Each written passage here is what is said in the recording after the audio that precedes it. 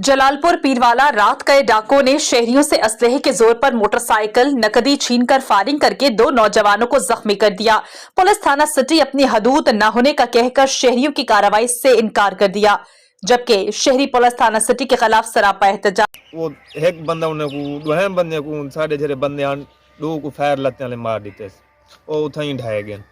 उतों 15 तसा कॉल कीते से पहले सीडी थाना पहुंचे जलालपुर पीरवाला ओ झले डिठन वाकने ए सदर दी हदूद फायर जरा लगे ओ सीडी दी हदूद लगे ओ लेना बार्डर है ओ वाला बंदा जे को फायर लगे ओ सदर दी हदूद वन हटे पहले फायर सीडी दी हदूद लगे सीडी वाले उन्हें को आखे से जो में गाल ओ थप्पे ने जो सदर को आख उन्हें दी हदूद है जिले सदर वाले आ गए ओ आखने सीडी दा मामला है सीडी वाले आदन उन्हें दा मामला है साढ़े मरीज अस्पताल में पेन ना कोई पर्चा वगैरह थी ना पे ना कोई गाल है।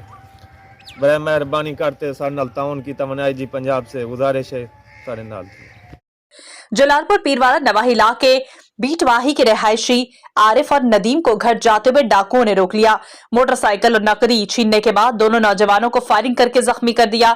इत्तला पर थाना city police SHO Abdul Rahman Gill मौके पर पहुंचे, जिसने ये कहकर कार्रवाई से इनकार कर दिया कि ये मेरी हदूद नहीं बनती।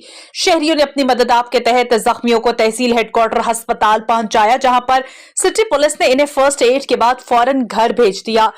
मुतासरा खानदान ने सिटी पुलिस के खिलाफ एहतजाज करते हुए कहा कि वक़ुआ की जगह थाना सिटी की है। SHO सिटी अपनी नाअहली छुपाने के लिए थाना सदर की हदूद बता रहा है।